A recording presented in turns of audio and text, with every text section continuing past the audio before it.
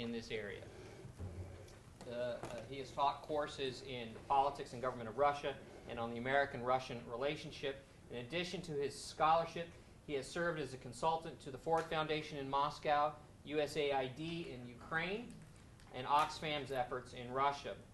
We're honored to have Dr. Wegren as our guest today. Before we welcome him, would you please take a moment to silence your cell phones and any electronic devices? Now, please join me in welcoming Dr. Wegren to Brookhaven College.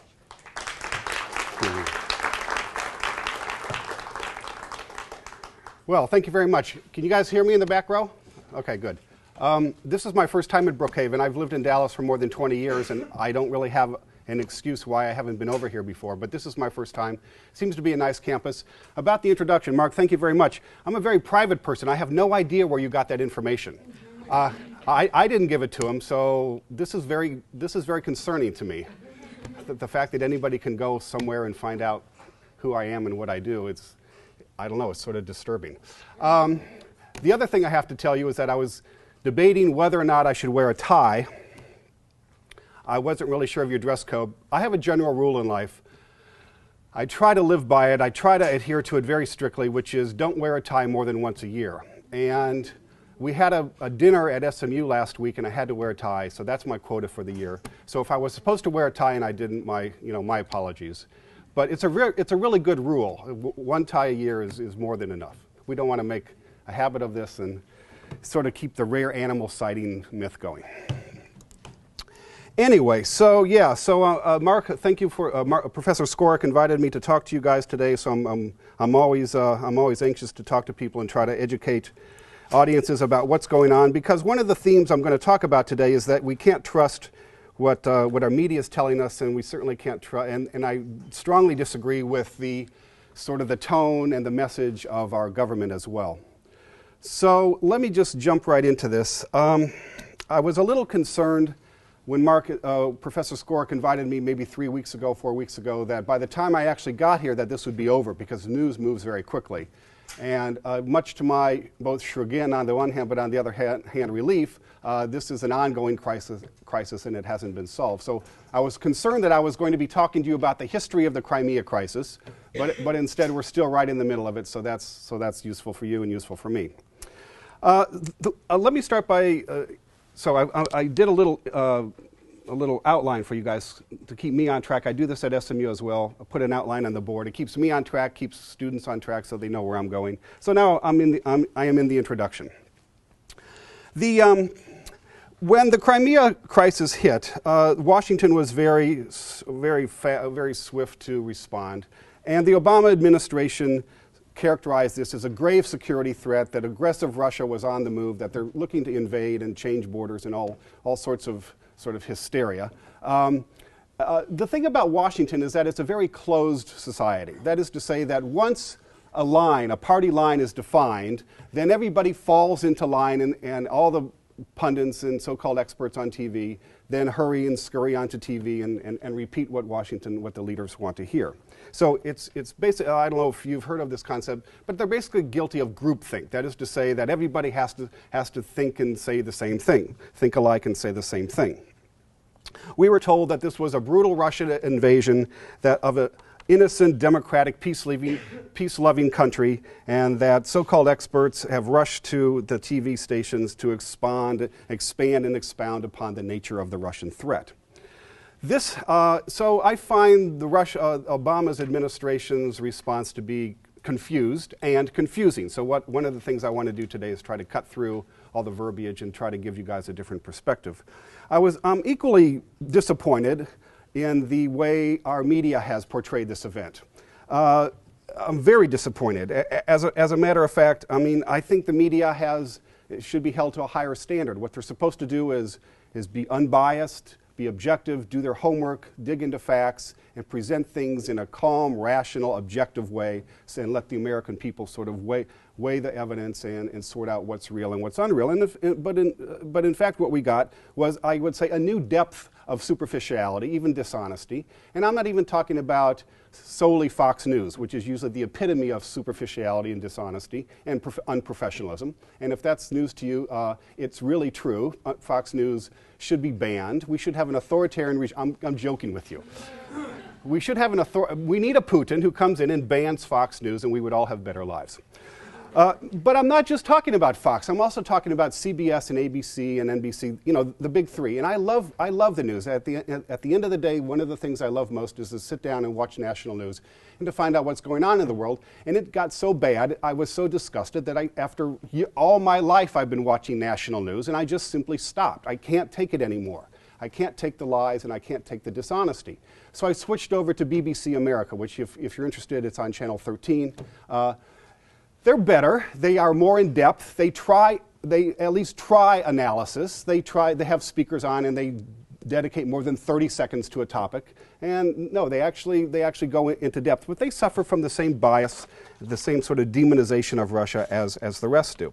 All of this, so we have government misinformation, we have media incapable or unwilling to be objective and to really tell us what's going on in a nuanced and intelligent way. And this is compounded by the fact that over the last 20, 25 years, America has stopped training experts in Russia, on Russia, I should say.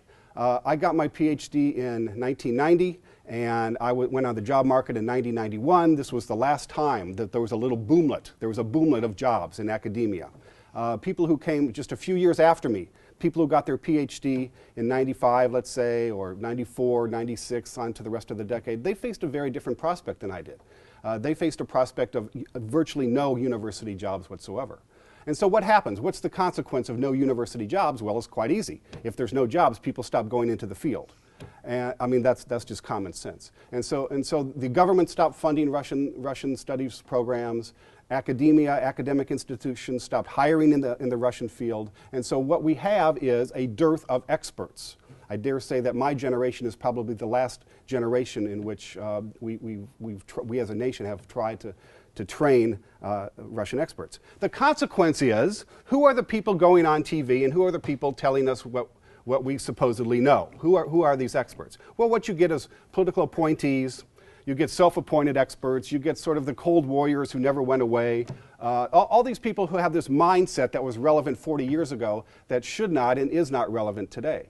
And so my goal today is to present some alternative ideas, some different ways of looking at the situation, and perhaps as a way to try to get you to think, to investigate, to think about these issues in a way that's much different than what you hear and read in our media. I hasten to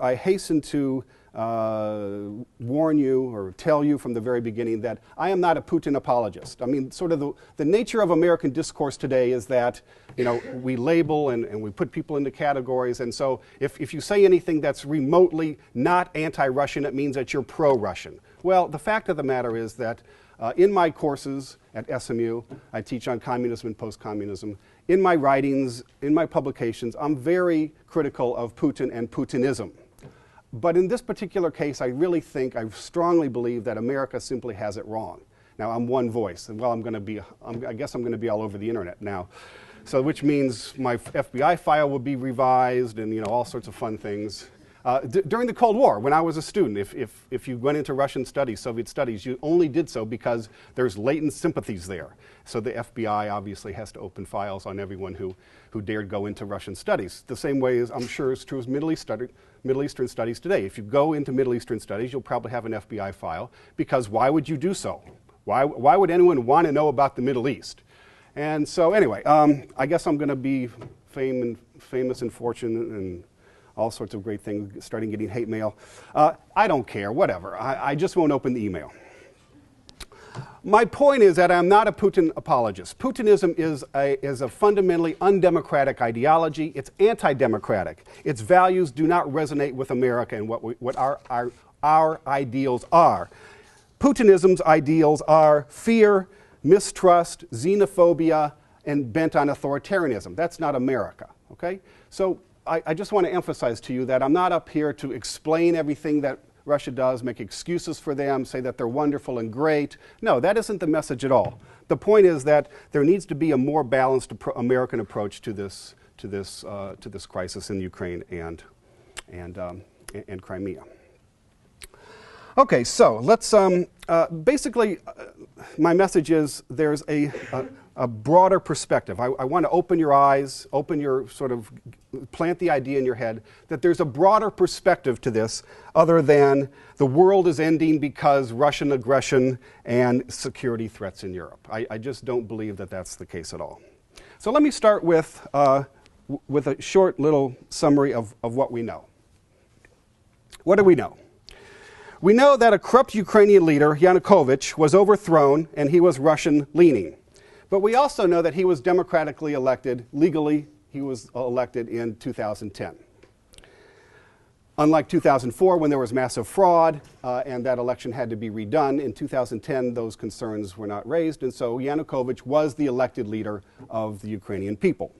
Second, we know, but he was pro-Russian, so it's sort of okay. The fact that he was overthrown, that's okay, because if you're pro-Russian, you deserve to be overthrown, so he got what was coming to him. Second thing we know is that the new interim government, leader at least, is West-leaning, although in reality the parliament, the mixture of the parliament, the composition of the parliament is much more mixed. There's pro-Russian sentiment, there is pro-Ukrainian sentiment, there's pro-Western, and so it's much more complicated than sort of this simplistic dichotomy, bimodal pro-Russian or pro-Western. We also know that there's going to be a new presidential election on May 25th. We also know that that following the overthrow of Yanukovych, Crimea voted to secede from Ukraine, and I'll talk more about why that may have happened. But the people, the residents who live in Crimea, voted to secede, and following that secession, of course, Russia, annexed this area called Crimea. We also know that Crimea has a long historical tie to Russia. It was part of Russia dating back to the 1700s. So this is not just a land grab. This is not just something that happened out of the blue. Crimea was a long-standing territory of Russia dating back several centuries. We also know that Crimea is majoritarian Russian. That is to say, ethnic Russian. Ethnic Russians comprise about 68% of the population of Crimea. And last, you should know, if you don't, that Ukraine is a multi-ethnic state. In the east, there are Russians. Overall, Russians comprise about 17% of the population, of Ukraine's population, about 8 million out of 45. But there's there's Russians in the east, but you also have Poles in the northwest, you have Belarusians in the northeast, you have Romanians in the southwest, so it's a multi-ethnic state, and we shouldn't lose sight of that because some of the problems that Ukraine is having are also the same sorts of problems that we saw when Yugoslavia broke up, for instance, in the early 1990s. Okay, moving on then. What is concealed, forgotten, or withheld? And actually I changed withheld. I forgot to do it on the outline, but underemphasized. So there's a lot of things going on. There's a lot of facts that you should know that simply don't get the emphasis that they should. So what I would like to do is sort of run through some of those to set the stage for the rest of the analysis. First of all, with regard to the coup, what is concealed or forgotten or underemphasized? During the overthrow of Yanukovych, who was the legally elected president in 2010, there was a coalition, for lack of a better word, of Ukrainian nationalists, anarchists, West-leaning liberals, and young people. The media only emphasized the young people and the West-leaning liberals. They completely de-emphasized or sort of forgot or concealed the fact that within that anti-Yanukovych coalition were anarchists and nationalists. That's important because the situation is much more complex and fluid than simply Yanukovych was tilting towards Russia and the Ukrainian population wanted to go to the West. It's much more complex than that. The point is that the protesters, although you would never get this from the news, the protesters, this was not simply an expression of we want democracy, we want pro-Western, we want to cozy up to Europe, and we want to be pro-Western. It was much more complex than that. The second thing that's sort of concealed and that you don't hear anymore is that this coup was illegal. The overthrow of Yanukovych was illegal. Now, that's not really a big deal. That's not saying a lot because all coups are unconstitutional or illegal. That's the nature of a coup. That's why it's called a coup. So this is not really saying a lot. But it is important that our media help us forget the fact that a democratically elected leader was in fact overthrown. This is justified implicitly in our discourse by the fact that he was pro-Russian. If he's pro-Russian and he's overthrown, that's okay. Now, if he had been pro-Western and overthrown, Washington would be screaming bloody murder. This is illegitimate. This is horrible. How could the world allow such a thing? But our government and our media are completely silent on this fact because Yanukovych was tilting towards Russia. That in and of itself is justification for his overthrow. The third thing that we've forgotten with regard to the coup that's concealed and not sort of underemphasized is the fact that prior to Yanukovych's overthrow, he had reached an agreement with the protesters. If you think back to February, late February, protesters were on the street, there was violence, there was all sorts of instability and bad behavior, shall we say. But towards the end of February, Yanukovych and the protesters reached an agreement in which the cabinet would be disbanded and there would be new elections in December. Well, immediately thereafter, we're sort of, it's been forgotten that the protesters broke the agreement and Yanukovych was overthrown and he had to flee the country. Now, you could argue whether that's a good thing or bad thing. I'm just saying that this has dropped out of our awareness, that in fact there was an agreement how to transition from Yanukovych and his government to a different government, but instead violence took precedent. With regard to the Crimea crisis, the actual Crimean crisis. So we were told that Russia invaded Crimea. Well, you know, this is sort of nonsensical. It's nonsensical for a number of reasons. First, in 2010, Russia and Ukraine signed an agreement that allowed Russia to lease a naval base, maybe you've heard of it, Sevastopol, to lease this agreement for the original termination date was going to be 2017, but in 2010 the Yanukovych government and Putin's, and at that time Medvedev and the Russian government signed an agreement that extended that lease to 2042 and with an option to extend it even further to 2047. Now, as part of that agreement, Russia would give Ukraine $100 discount per 1,000 cubic meters of gas. Okay, that was the rent. That was the rent, $100 per 1,000 cubic meter of gas. Moreover, this 2010 agreement permitted by treaty, both sides signed on, Russia had the right to have 16,000 troops in Crimea at the base, 16,000 troops. Now, when the crisis broke, Russia did in fact increase the number of troops to 25,000, but they never exceeded the limits of the treaty. The treaty said 25,000, they never went above that. But what happened when the crisis broke in the United States, the U.S. media became hysterical and concluded that there only could have been an invasion because they wake up and suddenly Russian troops are in Crimea. The media never bothered to look at the 2010 agreement that stipulated Russia had the right to have troops there. And they probably didn't even know about this agreement. This is sloppy work. This is not doing your homework. It's very, very easy. It's not difficult. There's this thing called the internet. There's this thing called Google. Somebody in the media in one of the stations could have simply Googled this to find out. What's even more disturbing is that the Obama administration has access to experts. They know that by treaty Russia had the right to have 25,000 troops in Crimea, and they didn't do anything to correct the record. They, in other words, perpetuated this stereotype that this is an invasion and this is brutal Russian aggression. So my point here is that there was no invasion. There simply was no invasion. Second, about the Crimea crisis. Following events, following the overthrow that led to Yanukovych's fleeing the country, there was a referendum. And in that referendum, 97% of the people of Crimea, 97% of the people of Crimea voted to secede from Ukraine.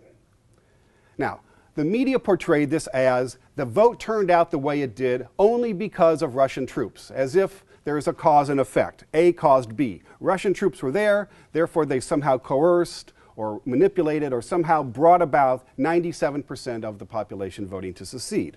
But the fact of the matter is that the Russians, ethnic Russians, comprise 68% of the population of Crimea, 68%. So somewhere there's a missing 30%. So even if we assume that every single adult Russian in Crimea turned out to vote, and if we assume that every single adult Russian voted to secede, that still leaves 30% to explain. What's my point? My point is that there are a lot of people in Crimea who wanted out of Ukraine who were not pro-Russian or not even ethnic Russian. And you sort of ask yourself, why? Why would they want out? Because the picture, the image that we have of Ukraine is fundamentally flawed. The people voted out to leave because they were hoping for something better. They had an image in their mind. If we join Russia, we can have a better life. The fact of the matter is that Ukraine is poor, it's corrupt, and it's broke. If I were to ask you in March of 2014, what was the per capita income of the people who live in Crimea? Anybody have any idea? Ballpark. Per capita income, March of 2014, last month. Anybody? 10,000. 10,000 a year, okay? $331 a month. That's less than $4,000, right? Approximately about $4,000 a month. This is poor. This is poor. This is not even the level of a middle-income country. Ukraine is a middle-income country. Crimea was one of the poorest regions of Ukraine. So you're sort of, this is a piece of information I didn't have before. Maybe because the government is so corrupt, and maybe because we don't have a good standard of living, maybe we wanted something better. Maybe it wasn't the Russian troops who were there. Maybe it's some other reason. Furthermore, it's been completely obscured. The fact that the pro-Russian and ethnic Russians in Ukraine faced persecution. Laws were being considered that would prohibit Russians from using their native language. Now, Ukrainian and Russian are pretty similar, but Ukraine is Ukrainian and Russian is Russian. That's a fact. Maybe Russians don't want to speak Ukrainian. Maybe they want to speak their native language. There were physical threats against ethnic Russians. So there was a number of things that sort of another series of factors that gave rise to maybe we would be better off throwing our lot with Russia rather than Ukraine. Okay, third thing I want to talk about then, who are these Ukrainian leaders? On this theme that we completely do not understand Ukraine and we do not understand who are the Ukrainian leaders. Yanukovych, he was the legally elected president who I mentioned. You can say what you want about him, but one thing that you can't deny is that he is a thief. He's a crook. During the Soviet period, he spent time in jail, not once, not twice, more than twice, for crimes. Now, let's just look into his behavior to sort of get a view of what sort of person he is. During the Soviet period, they had these things called public restrooms, and they were vile things, and you would never want to go there if you had any choice in your life. You would never go into one of these public restrooms. They're just horrible, horrible, horrible monstrosities of humankind that you can't even imagine how bad they are. And I won't tell you because if you've eaten lunch, you'll lose your lunch, and if you haven't eaten lunch, you won't want to eat again. But in these public restrooms, you walk in, and there's a place to hang your hat. Okay? You hang your hat. And what Yanukovych would do was he would wait for people, men, to go into the bathroom, start going to the bathroom, and then he would steal their hats from the hooks. Fur hats, not just regular hats, fur hats, and then he would sell them, okay? This is the sort of person that he was. When he became president, he continued in this thievery, and he built a vast fortune.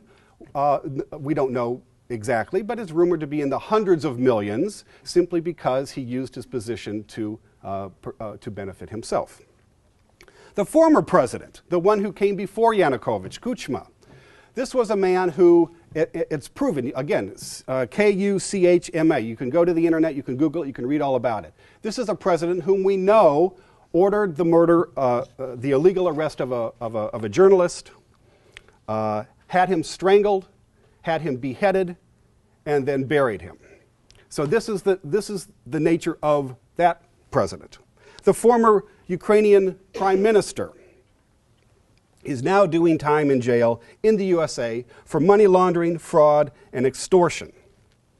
Okay? These are not trumped up charges. I mean, one can argue that in the post-Soviet space, the concept of rule of law and legality in courts and judges, it's a very flexible term, shall we say, a selective application of law.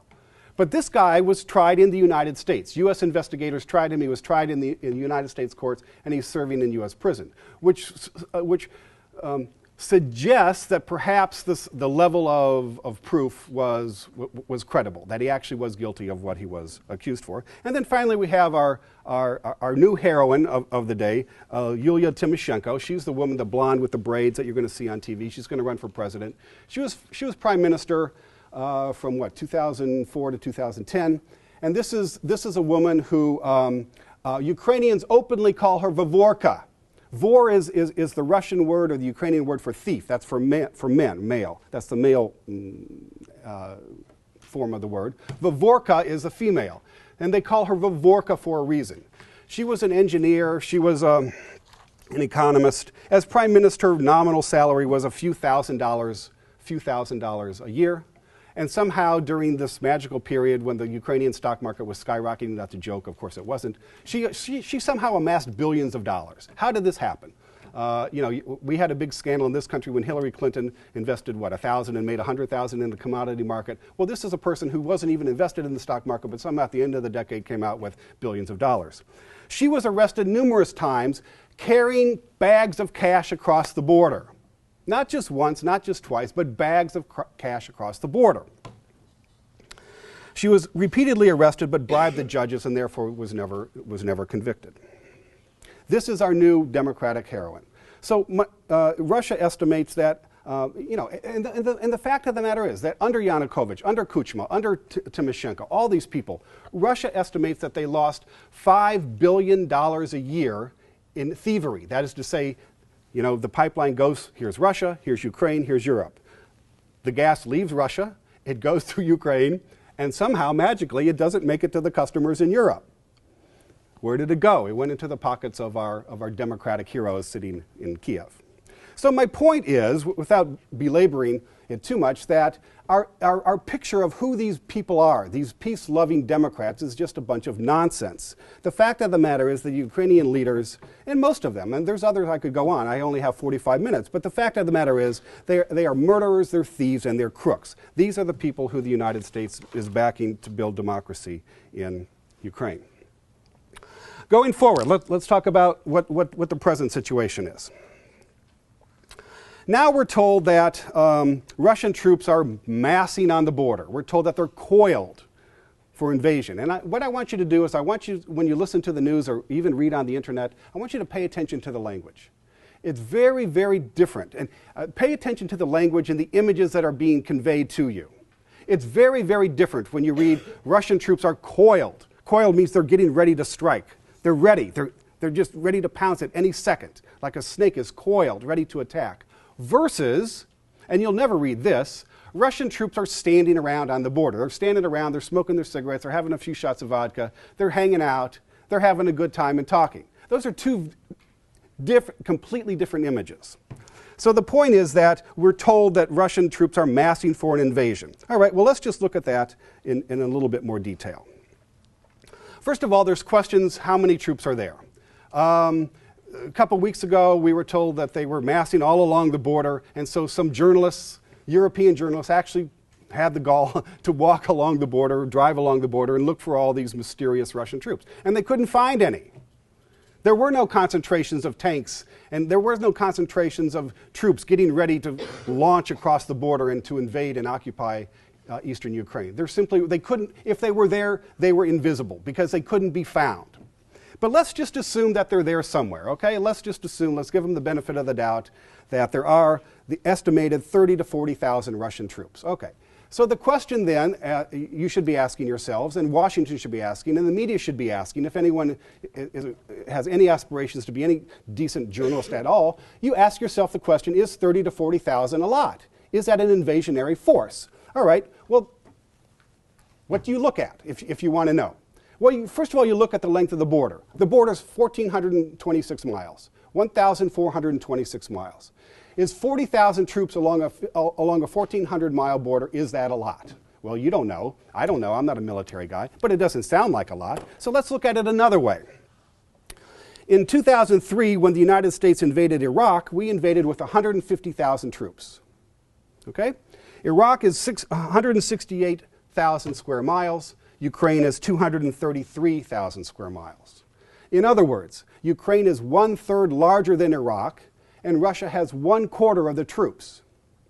So then you ask yourself the question, is the Russian typical army man 4 times better than the American army man? I don't know. I wouldn't think so. Moreover, think back to 2003. We invaded Iraq with 150,000, and we started hearing within a few months that that wasn't enough. We underestimated how many we needed, and so that was an insufficient number. So if 150,000 is insufficient to invade a country that's 1/3 smaller, then what in the world is Russia going to do with 1/4 of the troops in a bigger country? It doesn't add up. It doesn't make any sense. I would say that Russia has 2 purposes on having these troops on the border. The first is to send a signal to Kiev that Russia is able to intervene if Kiev passes anti-Russian laws or try to persecute ethnic Russians. And the second goal, is that they want to send a signal to remind Kiev that Russia is strong, that Russia is on its border, and hoping that the troop presence will persuade Kiev to moderate its policies and not tilt too far to the west. And I would suggest to you, that this is behavior that's typical among any big power. You send signals. You do things without having to actually invade or take action, military action. You can do things that send signals that are as effective as actually sending in the troops. Both Putin and Foreign Minister Lavrov have said that Russia does not intend to intervene or take more Ukrainian territory, but the more unstable Ukraine is, if this episode gets completely bungled and mishandled, then the longer this instability goes on or the provocations go on, then there is a chance that Russia will attack. But we need to keep in mind that an unstable border with Ukraine is not in Russia's interest. Russia has no interest in an unstable border with Ukraine. Just like the United States has no interest in an unstable border with Mexico or Canada. It's pretty common sense. The last thing I would say in this section is that last week a Geneva agreement was reached among EU, NATO countries, United States, and Russia.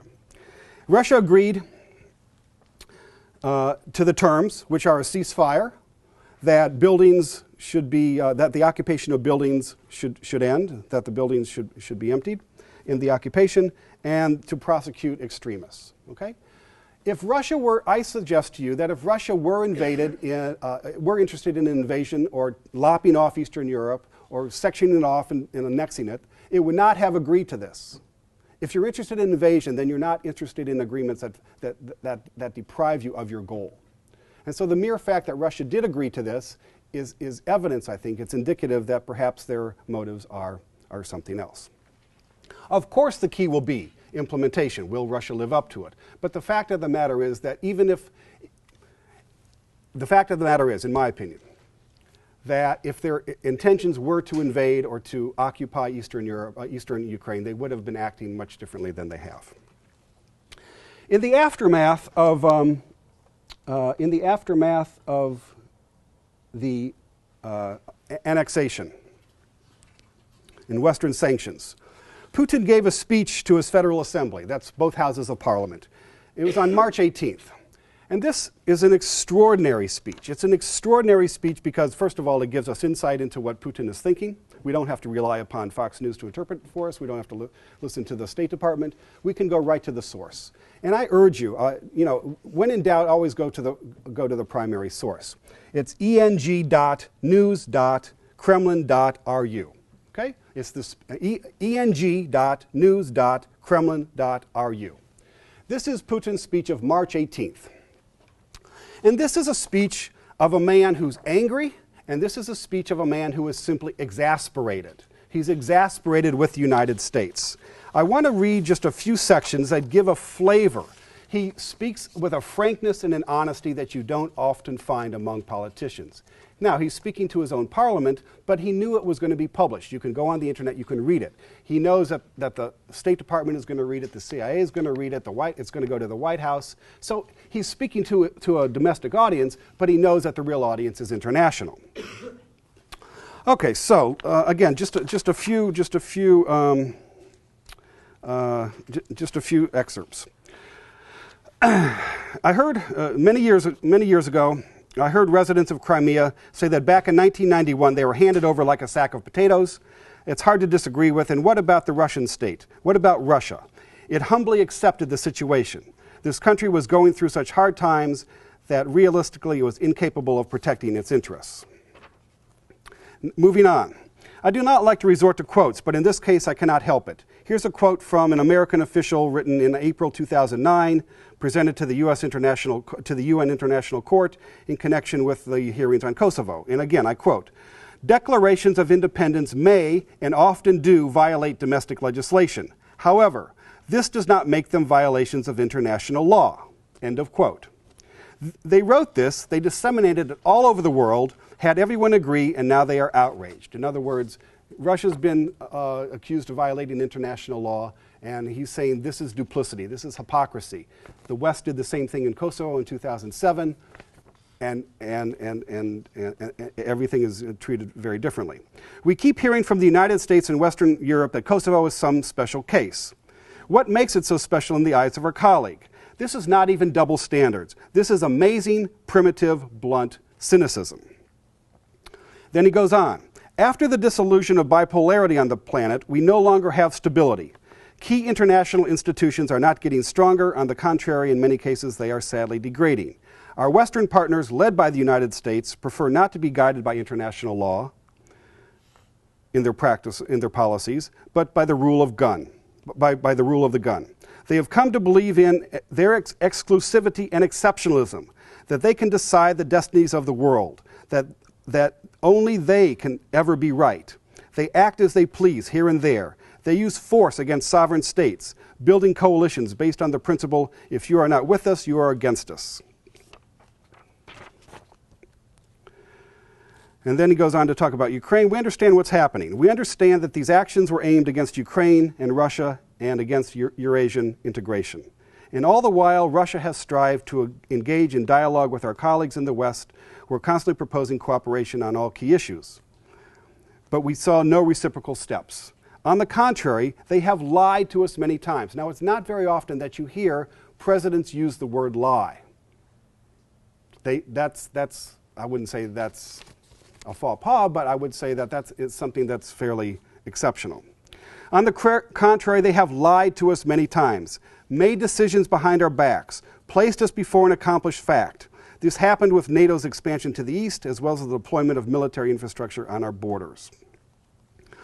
In short, we have every reason to assume that the infamous policy of containment continues today. And here you can see he's at the end of his patience. But there's a limit to everything. And with Ukraine, our Western partners have crossed the line, playing the bear and acting irresponsibly and unprofessionally. Russia found itself in a position it could not retreat from. Russia is an independent, active participant in international affairs. Like other countries, it has its own national interests that need to be taken into account and respected. Okay? Those are direct quotes from Putin's speech. So you can see that this is a man who simply he's beside himself. He doesn't know what to do about this Western disrespect that has been going on for so many years. So did it have to be this way? Did it have to be this way? Did it have to turn out this way? And what I mean by that, by this way, what I mean is that did we have to come to a state where the relationship between the United States and Russia the relationship is so fundamentally frayed and so fraught with tension? And just for illustrative purposes, let me run through a few events that show that U.S. took unilateral action in a way that fundamentally threatened Russian security interests, and Russia did not hit the panic button. They didn't apply sanctions. They didn't do all the sorts of things that the United States has done. let me restrict myself to just a few in the post-Soviet period. In 1990, we promised not to expand NATO into East European countries. Okay, in 1990 we promised, but in fact in 1999 and in 2004, East European countries, former communist countries of the Soviet bloc, were integrated into NATO. We're talking about Poland, Hungary, Czech, and then in 2004, the Baltic countries, Bulgaria, Romania, and in 2009, then of course we have Albania and Croatia. So NATO continues to expand, and Russia asked the question, they're always mollified until, oh, but don't worry about it, NATO's not pointed at you. And they ask, well, who is it pointed toward then? In 2008, in 1997, we promised Russia that we would not place combat troops or missile weapon systems in East European states. And in 2008, of course, President Bush approved the installation of national missile defense in Czech Republic and in Poland, which Russia saw as a violation of our promise. In 2001, we gave notification that we would leave the ABM Treaty, and we did in June of 2002. The ABM Treaty was signed in 1972, and this was considered to be the foundation. This is the bulwark. This is the core of nuclear arms agreements between the Soviet Union and the United States that guaranteed, or that at least decreased the incentive for one side to attack another. And the United States left that treaty unilaterally. Russians didn't like it. They said, we think it's a mistake, but they didn't call the whole relationship into question. 1993 to 2012, WTO negotiations for Russia. You probably don't know that Russia was joined in 2012 finally, but it had the longest negotiation period of any country in the history of the WTO. 18 years. 18 years Russia negotiated. And during this process, it went through valleys, ups and downs, of course, but Russia was always asking, why are we being held to different standards? They saw duplicity. They saw that they were being held to standards that were not applied to any other country. And in fact, you can ask yourself the question, why was communist China allowed to join in half the time as democratic capitalist Russia? If you're sitting in the Kremlin, this all looks very suspicious. You can only interpret it as this is an anti-Russian move to string us out, to keep us weak, to keep us from integrating. Don't let us join the WTO because that's going to strengthen our economy. And then, of course, in 2006 and 2008, Ukraine and Georgia were fast-tracked to NATO, and that's when Russia said, look, this is a continuation of containment. You have the Baltic states in NATO, you have Poland in NATO, then you're going to have Ukraine in NATO, you're going to have Georgia in NATO, then you have, of course, U.S. nuclear troops in Japan, and you get this arc. And this arc is very reminiscent of the arc that we saw that typified U.S. policy of containment during the 1940s, 50s, 60s, and 70s. In other words, containment of democratic capitalist Russia as opposed to containment of communist Soviet Union. What should we have done? What could we have done? Well, there's lots of things we could have done. I'm not sure any of this will have any impact, but we could have been more sensitive to Russian insecurities. Now, Russian insecurities are vast, and maybe it's impossible to be sensitive to all their insecurities, but at a minimum, we could be sensitive to their national security interests. And we need to be sensitive to the fact that, look, maybe we don't agree with those national security interests, but at least we recognize the right of Russia to have them. And that, to me, does not exist in sort of the American psyche, the policy-making psyche at present. You either are with us or against us. Think about it like this. If we put ourselves in their position, how would we feel if a pro-Washington, pro-Western, pro-U.S. government in Mexico City was overthrown? And how would we feel if Mexico looked like it was going to join an anti-U.S. military bloc? And suddenly we're talking about the militarization of our border. How would we feel? We would feel insecure. And if Russia was behind it, we would say, look, what's your intent? What are you trying to do to us? And we would think very seriously that they're trying to challenge us, that this is a threat. Well, why is it different? Why is a country on our border any different than a country on their border? But we don't think that way. We just don't simply have the ability to put ourselves in the other other countries' place. In my opinion, and this is pretty radical, and it's not possible because of domestic politics. I'll be the first to say that what I think should have happened cannot possibly happen in this country at this time. What should have happened is that we should have downplayed the Crimea event altogether. It doesn't concern us. It's not a national security interest. We should not have jeopardized or allowed to jeopardize the entire U.S.-Russian relationship over the vote of Crimeans to join Russia. It's just not that big of a deal, okay? We should have downplayed it. In the same way that the Russians downplayed ABM and downplayed the missile defense and downplayed NATO and all the other stuff that they could have held the relationship hostage, and they didn't. They chose not to. They weren't forced not to. They chose not to. So why do we choose to be bellicose, and why do we choose to escalate rather than de-escalate? It's a mystery to me. The fact of the matter is that Ukraine is among a handful of countries, former communist countries in Eastern Europe, that is not in the EU and not in NATO. Why? Is it an accident? Did they forget? Was there a list and Ukraine was just left off the list? Oh, geez, there's a country there. We need to include somebody. Who are we leaving out? I can't remember who we're leaving out. We got Poland, we got Hungary, we got Czech Republic, Slovakia, Baltics, Czech. Who are we leaving out? I can't remember. There's a reason why Ukraine is not in NATO. Because it's a corrupt state. It's a corrupt state. In 2013, Ukraine ranked 144 out of 177 in the world in terms of corruption, a corruption index. You can go to Transparency International, and they have the rankings. So it was the 144th towards the bottom. In other words, it's one of the most corrupt countries in the entire world. This is perhaps the reason why. What is dangerous? And I'm running out of time here, so I'm going to expedite here. What is dangerous about Russian behavior? Now, we can always count on a couple things. We can count on the Russians, even if their claims are legitimate and their interests are legitimate and their complaints are legitimate. Even so, we can always count on a couple things. That the Russians will be heavy-handed, that the Russians will act in such a way as to offend everyone else, and ultimately their actions will be counterproductive to their own interests. These are just things, having been an observer and student of Russian behavior for more than a quarter century, I feel very comfortable and confident in saying that. Nonetheless, there are things that we should take away from Crimea which should cause us concern. And for this, there are parallels to the war with Georgia in 2008. Georgia and Russia fought a short war, 5-day war in 2008, and Russian behavior in 2008 and now 2014 are very reminiscent of each other. First, changing another country's borders unilaterally. Russia changed Ukraine's borders unilaterally. Now, again, there was a vote and all this other stuff, but at the end of the day, you look at a map and Ukraine now looks different than it did before the annexation.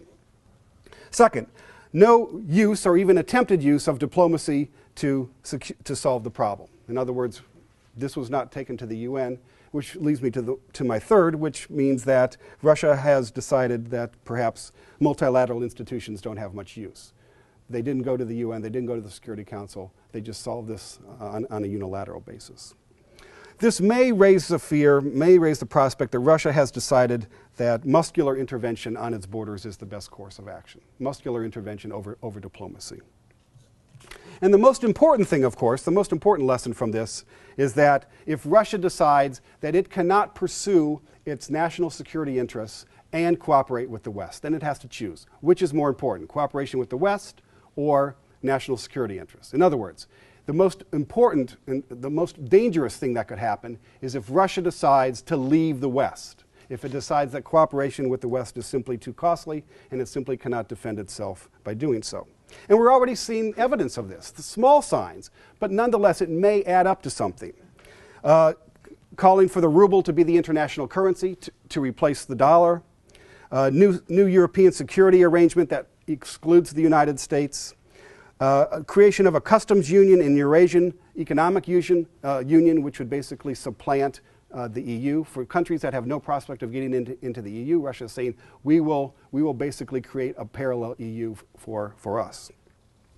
The calling of a separate credit system and withdrawing Russian cooperation from NATO. Okay, I really am seriously running out of time. So let me jump. Let me try to do these in 5 minutes. Okay, consequences for U.S.-Russian relations. Basically, for the rest of the Obama term, it's over. There's no possible way that I see that this relationship can be rebuilt in the next 2 years. The Obama administration doesn't seem to want that. I think the atmosphere is poisonous at this point, and so there's no prospect of. The best thing that could happen is that the relationship does not deteriorate further. Consequences for Ukraine, of course, the first and foremost is economics. Russia has increased the price of gas. They lost their discount. The price of gas that they pay went from $268 per 1,000 cubic meters to $485. So not quite a doubling, but a significant increase. Moreover, Prime Minister Medvedev has called for prepayment. Ukraine owes Russia $2.2 billion as past payment, and Russia doesn't believe that Ukraine can or will pay. So Prime Minister Medvedev has suggested that Ukraine start to prepay in order to get gas deliveries. Oh, there's a bunch of other things. They lost assets through nationalization. So overall, some 58,000 different things were nationalized once Crimea joined Russia. This includes wineries and agro firms and tourist enterprises. All sorts of things were lost to nationalization. They lost all the military equipment that was stationed in Ukraine. And the estimate is this is worth maybe about $2.5 billion or so, $2.5 billion worth of military equipment that was in Crimea when it joined Russia. They're going to lose, of course, the $4 billion a year of lease payments that Russia paid. And then, of course, there's some energy, not much in Crimea, but there's some energy estimated maybe $1.2 billion or so. That obviously, they won't go, that's not revenue that will go to Kiev. The consequences for Russia, much, much longer. It's very, very likely that Ukraine is going to cozy up to the West faster and more closely. It's likely that Ukraine will be fast-tracked to NATO again. There's a diminished prospect for its economic union, this Eurasian Economic Union. The original goal was to have Ukraine as part of it, and Ukraine obviously isn't going to do that. There's cost of higher pensions and wages in Crimea. Putin's going to have to come in and raise the salary of these people, going to have to take over, become responsible for their pensions. They're going to have to start subsidizing the Crimean economy, and it's estimated that's going to cost about $1.5 billion. They're going to have to put in money for infrastructure, for roads, bridges, power stations, hospitals, schools, airports, water supply, all the stuff that had not been done all these years under the Ukrainian government, Russia now is responsible for. They're also going to build a new pipeline, a gas pipeline, which is going to cost $1 billion. The importance of this is that the Russian economy is at a point where its economic growth is starting to slow. They are hoping for 2.5% a year. For the last couple of years, it's been under 1%. So the question becomes, can Russia, at what cost to the Russian economy will these investments be made? It also sends another cost to Russia, of course, is that it sends a message of political risk. And there's this concept, I don't know if you've heard of, called capital flight. Capital flight basically means that domestic investors take their money, so every country has domestic investors. A capital flight is when a domestic investor takes his or her money and invests it not in your own country, but in another country. So capital flight out of Russia has been negative since 2008, since the Georgian War. In recent years, and we're not talking about a few $100 million or anything, we're talking about huge amounts of money. Capital flight from Russia was $80 billion in 2011, $56 billion in 2012, $63 billion in 2013, and an estimated $130 to $140 billion in 2014. That's money that Russian domestic investors are taking and investing somewhere else. And the message is, we don't trust our economy, we don't trust our politicians. That's money that Russia doesn't have for modernization and to build its own economy.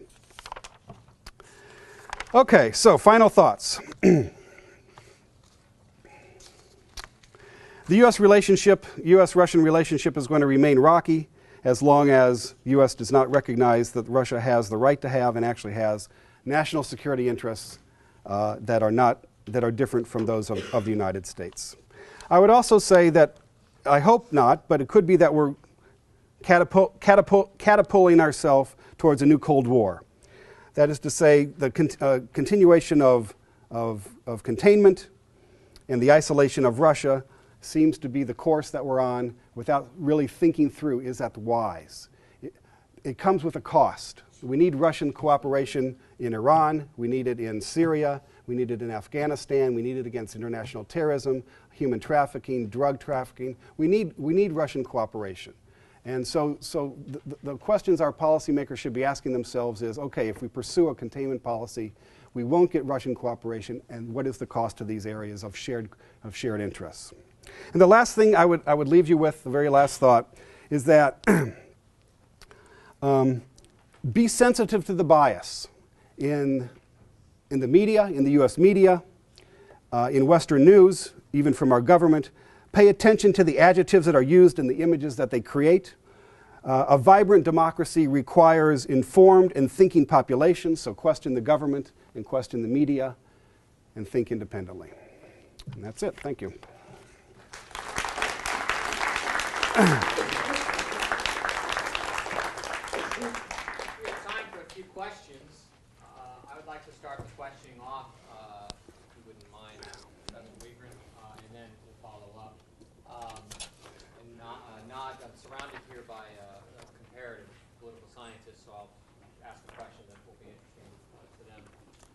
Could you talk a little bit about the rise, is it useful, I should say, to talk about the rise of Russian nationalism in trying to understand this, or does that discussion further kind of polarize how we think about this in the United States? Yeah, sure. It's a really good question. There's no question. There's no question that Russia is more nationalist. That there's no question that Putin is a nationalist. Again, it sort of has a pejorative term. Putin's a nationalist. Well, you know, there's nationalists in every country. It's just a fact. So the context, the broader context here is that Russia was extremely weak in the 1990s. And the model under Boris Yeltsin was, we're going to try to emulate the West. We're going to do what the West tells us to do. We're going to follow the West's lead in foreign policy. We're not going to be a troublemaker, whether or not that is in or was in Russia's long historical interest or not. And Putin came in and basically said, you know what? We do have some shared interests. There are areas where we can work together. But he also said that Russia is, he wanted to rebuild Russia. He wanted to make Russia strong again. He wanted to rebuild international respect for Russia. And he basically said that, you know what, we can cooperate when it's in our interests. But when it isn't in our interest, we're going to pursue that which is in our interest. And so there's no question that Putin is a nationalist and is very, very popular with Russian. I mean, why is it, you sort of ask yourself the question, why is it that Putin's popularity ratings seldom fall below 60–70%? Well, part of it is because the press is less free than it was in the 90s. But a big part of it is because his message of a strong Russia, a Russia that's respected internationally, a Russia that can stand up to the United States, that's a very, very popular message. It's the same way, how do you feel when America wins medals in the Olympic Games? Or how do you feel when you are abroad and you see the flag, or you pull out your blue passport, or our politician, our president, gives a speech that really, you know, emphasizes patriotism? You feel good. Well, why are Russians different just because they're Russian? They have the same sort of sentiments that we do. So my point is that Putin has tapped into a vein. He's tapped into, whatever else you want to say about him, he's tapped into a vein that people want to hear. We call it nationalism. That's fine. You can call it nationalism. You can call it patriotism. But the fact of the matter is that Russians are no less proud of their country than we are proud of our country. And that's just a fact. That's just the way it is. Other questions? Well, as a follow-up question to that sentiment and that historical moment that Putin is tied into, that sounds like Germany after World War I. So if you were to create a parallel between Cold War I and World War I, is World War II inevitable, or Cold War II, or you said that's a very much a danger. Do you see it being sort of like the obvious outcome here? I would say it doesn't have to be. World War I was, and I teach a class on U.S.-Russian relations, and we're in our final days, and it's basically a survey from 45 to the present. And one of the things that I try to get across to students is that the Cold War, the first Cold War, probably was inevitable because of ideological differences. That is to say, communist ideology, with its permanent revolution and having to expand was going to clash with democracy and capitalism at some point somewhere. Whether it's 46 or 47 or 48, it doesn't much matter. It was inevitable, right? My feeling today is that it doesn't need to be.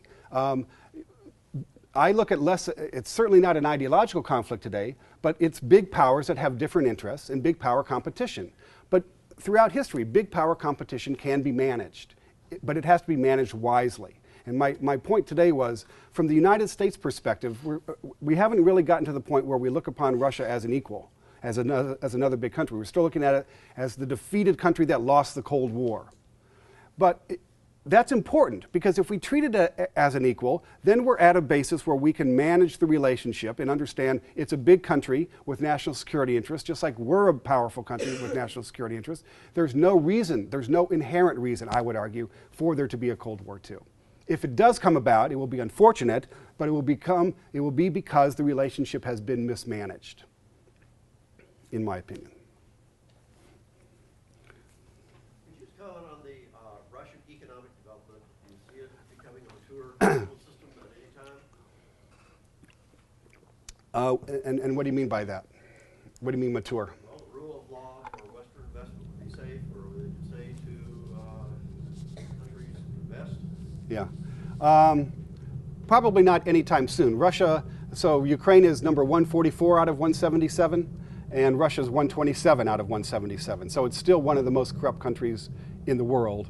There was a great 60-minute segment this spring, I forget, February or something. American investor, basically, Broder, and I can send you the link. It's phenomenal. It's absolutely phenomenal.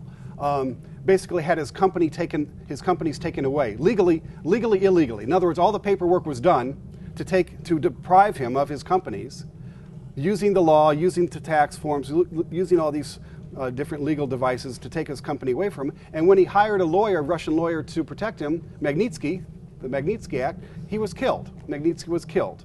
And so Russia has so according to your definition of mature, Russia has a long ways to go. Look at the Yukos case of 2003. 2003, man you may have heard of, you probably don't know how to pronounce it, you certainly don't know how to spell it, but there's Mikhail Khodorkovsky. He was the most powerful man in all of Russia, the richest, most powerful man in all of Russia. He was the president of Yukos, which is sort of like being president of ExxonMobil. He was worth $16 billion. And he ran afoul of the Kremlin. And a year later, less than a year later, he was in jail. He lost all his property. He lost everything. He lost every single thing he had. And what was his crime? His crime was to say that he was interested in running for president and challenging Putin. And his crime was funneling money to liberal parties that were not pro-Kremlin. That was his real crime. All the rest was made up, all the volumes and volumes and volumes of charges. So the point is, if Obama could take down the most powerful man in America, that would be really something. But he can't. But Putin can. Putin can take down the most powerful, richest man in Russia like that. It was not a problem at all. And he sent a signal to all the rest. You guys better fall in line. You better not challenge me, because this is what happens to those types of people. So the short answer, a long answer to your short question is no. It's not going to happen anytime soon. Yeah. The Russian people support that kind of like dictatorial regime? Yeah. Bringing down, Yeah. They like it. bringing down any man they want. Well, there's different strategies. People, they like an authoritarian leader. Because if they like, then he would want them to bring down. We make fun of Putin. We make fun of Putin because in our psyche, in our culture, it's completely weird for a president to be walking around without his shirt on, to be wrestling tigers, to be shooting elephants, whatever, riding tanks, and all the stuff that he does, and you think, Jesus, man, what is this guy's problem? But it plays to Russian, that sort of machismo, that masculinity. It plays to the Russian audience. But the second sort of coping mechanism, which is the deeper answer to your question, which is Russians remove themselves from politics. Once again, it's not an accident. There used to be, they used to have laws, a law that said 50% of the electorate had to turn out, registered voters had to turn out for an election to be legal, to be valid. And then they decreased it to 25%. And then a few years ago, I forget, a couple years ago, they abolished it at all, altogether. There are no minimum turnout. Okay? Why did they do that? Because people understood that elections stopped having meaning.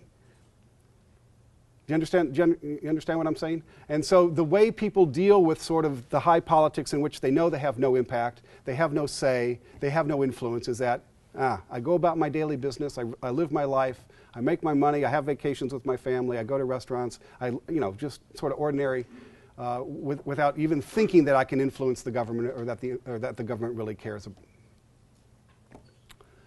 Yes, right here. So you said in your opinion that we should have downplayed this whole scenario. Well, in an ideal world, yeah. Okay, let's say for instance we did do that. Uh-huh. What would be the negative effect of that? And will that opinion of yours that took place override the negative effect? Yeah. Well, the negative effect for domestic politics would be that it would be as if Kennedy had said, you know what, those Soviet missiles in Cuba, not a big deal. What would have happened? We would not have had a single Democrat elected to anything since 1962. Right? Not a single senator, I'm joking with you, not dog catcher, not mayor, not senator. We would have no Democrats elected to any public office whatsoever since 1962. So domestically, obviously, the impact would have been severe. I mean, that was my point. Obama didn't have a choice in that sense. He had to stand up. You can't. The worst thing in American politics is to be perceived as weak on Russia. But the second part of your question, I'm going to turn it around to you. So what has happened? I mean, so Crimea's gone. You know, you can listen to the politicians talk about negotiation and settlements and all this stuff, but the fact of the matter is Crimea's gone. And it's not going to change. Russia's not going to give it back. So how has our lives changed? How has security in Europe changed? How has the United States security interest changed? Has it changed in any way whatsoever? Can anyone think of one single way? Well, you would think that if the Europeans were really interested, really concerned, that they would be...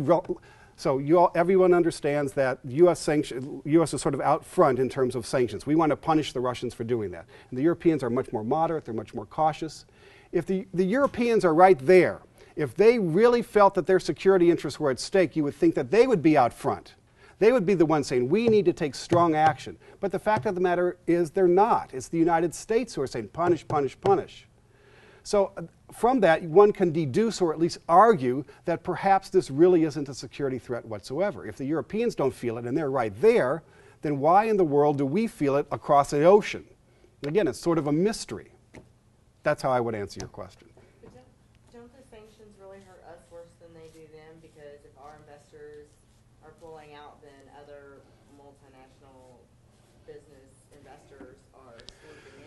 Yeah, I think that point is valid, and I also think that we need to be clear that these are mainly symbolic. These sanctions are merely symbolic, and so I wouldn't overemphasize the extent to which they're, keeping the Kremlin leaders up at night, staring at the ceiling. Oh my God, how are we going to survive this? Yeah. You see,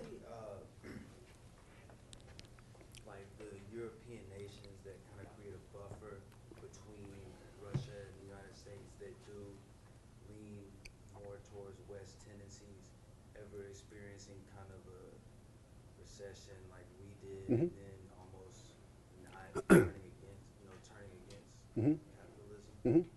So one of the concerns, I mentioned the fact that the U.S. is out in front in sanctions and Europeans are more reluctant.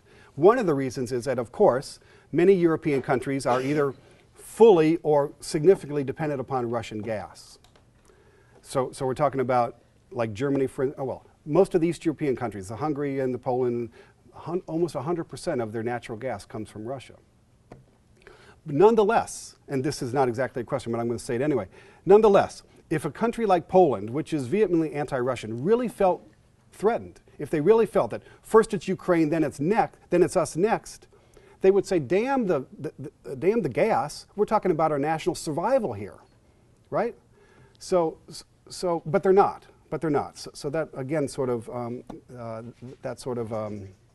suggests that perhaps the security threat is overblown here. Now, to your question, many of the countries, the former bloc, Eastern Bloc, Communist Bloc in Eastern Europe, have joined the EU and NATO. They've done so for a variety of reasons, some of which are security-based, protect us against any sort of Russian imperialism. But the other part is because there are economic benefits from that. Integration, technology transfer, foreign direct investment, transaction costs, free trade, whole range of different advantages that come from joining those organizations that help their economy. Now, that said, the Europeans are just getting, they did have the recession, this global financial crisis that hit the U.S. 08-09. The Europeans are getting out of it, but they're not as far along as the United States. So another consideration to the reticence to apply strict sanctions on Russia is that not only the gas, but also what's going to be sort of your question, you know, the double-edged sword of sanctions. Europeans are much more invested in Russia than the United States. So we can put these hard sanctions on, but it's going to cost us in gas and it's going